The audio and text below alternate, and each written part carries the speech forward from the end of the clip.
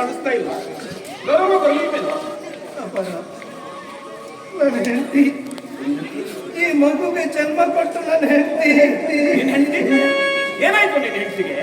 ನನ್ನ ಹೆಂಡತಿ ಮಗು ಹುಟ್ಟಿದ ಕೂಡಲೇ ಶಿವನ್ ಪಾದ ಸೇರ್ಕೊಂಡು ಬಿಟ್ಟು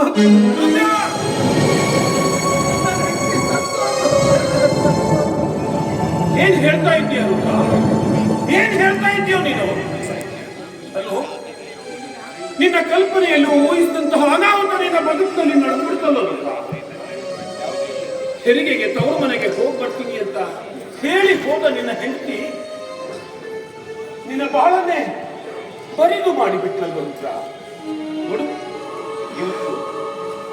ಇವತ್ತು ನಿನ್ನ ಹೆಂಡತಿ ಮಾತ್ರ ಸಾಯಿಲ್ಲ. ನನ್ನ ಒಡ ಹುಟ್ಟಿದ ಸಹೋದರಿ ಸತ್ತ ಹಾಗೆ ಭಾಸ ಆಗ್ತಾ ಇದೆ ರುದ್ರ. ನೋಡು, ಆ ಭಗವಂತ ನಿನ್ನ ಬದುಕಿನಲ್ಲಿ ಘೋರವಾದ ದುರಂತವನ್ನೇ ಸೃಷ್ಟಿಸಿ ಬಿಟ್ಟ ರುದ್ರ. ಹೌದು, ಸೃಷ್ಟಿಕರ್ತನ ಸೆಳೆತಕ್ಕೆ ಸಿಲುಕಿ ನನ್ನ ಸಂಸಾರ ನುಚ್ಚು ನೂರಾಯಿತು ಅಪ್ಪರ. ಬದುಕೆಂಬ ಬಂಡಿಯಲ್ಲ, ನಾವಿಬ್ಬರು ಗಂಡ ಹೆಂಡತಿ ಜೋಡು ಎತ್ತುಗಳಾಗಿ ಜಗತ್ತಿದ್ವಿ ಅಪ್ಪರ. ನನ್ನ ಬದುಕಿನ ಬಂಡಿಯ ಒಂದು ಚಕ್ರ ಕಲಿತು ಹೋಯಿತು ಅಪ್ಪರ, ಕಲಿತು ಹೋಯಿತು. ನನ್ನ ಬದುಕು ಬರಡಾಯಿತು ಅಪ್ಪರ, ಬರಡಾಯಿತು. ಹೆಂಡತಿ ಕೊಟ್ಟು ಹೋದ ಈ ಮಗು ಅನಾಥಳಾದಳು ಅಪ್ಪರ. ಅಪ್ಪರ ಅಪ್ಪರ,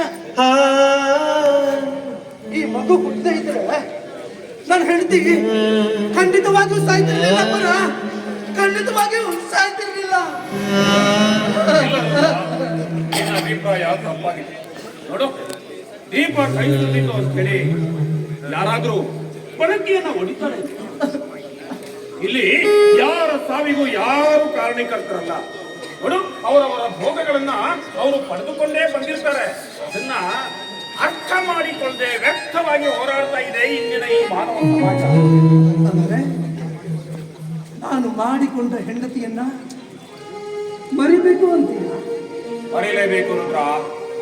ನೋಡು, ಒಂದು ದಿನ ಈ ಮಾನವ ಇಡೀ ಜಗತ್ತನ್ನೇ ಮರೆತು ಖಾಲಿ ಕೈಯಿಂದ ಜಗತ್ತನ್ನ ಬಿಟ್ಟು ಹೋಗ್ತಾ ಇರುವಾಗ ಕಟ್ಟಿಕೊಂಡ ಹೆಂಡತಿ ಎಷ್ಟು ದಿನಗಳು ನಮ್ಮ ಕಣ್ಣಂಚಿನಿಂದ ಮರೆಯಾದ ಎಲ್ಲವನ್ನ ನಾವು ಮರಿಲೇಬೇಕು ರುದ್ರ, ಮರಿಲೇಬೇಕು.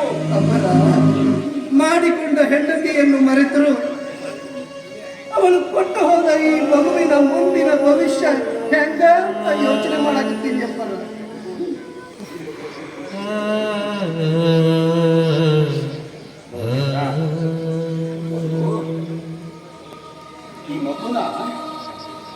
ಈ ಮಗುನ ಬದುಕಿಸಬೇಕಾದದ್ದು ನಿನ್ನ ಧರ್ಮ, ಅದು ಅದು ನಿನ್ನ ಕರ್ತವ್ಯ ಕೂಡ.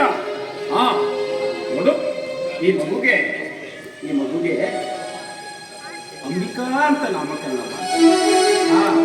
ಇನ್ಮೇಲೆ ಇವಳು ಅಂಬಿಕಾ ಅಂತ ಕರೆಯಲ್ಲ. ಇವಳು ಬರೀ ನಿನ್ನ ಮಗಳು ಮಾತ್ರ ಅಲ್ಲ, ನನಗೂ ಕೂಡ ಮಗಳಿದ್ದ ಹಾಗೆ.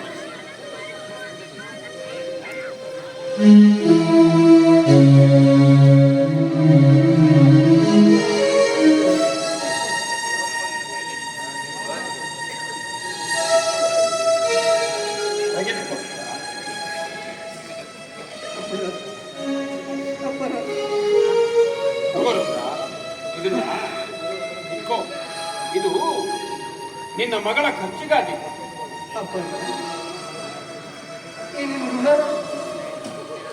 ನಾನು ಯಾವ ಜನ್ಮ ಮುಟ್ಟಿಸ್ಬೇಕು ಅಪ್ಪಾರ? ಯಾವ ಜನ್ಮದ ಮುಟ್ಟಿಸ್ಬೇಕು? ಯಾಕೆ ರುದ್ರ ಕಣ್ಣೀರು? ಋಣ ಮುಟ್ಟಿಸೋ ಕಾಲ ಬಂದೇ ಬರುತ್ತೆ ಕಣೋ. ಅವಾಗ ಎಲ್ಲ ಋಣನೂ ಒಂದೇ ಸಲ ತೀರ್ಸಿದ್ರಾಯ್ತು. ಈಗ ಈಗ ನೀನು ಎಲ್ಲವನ್ನ ಕಳ್ಕೊಂಡು ಅನಾಥನಾಗಿದ್ದೀಯ.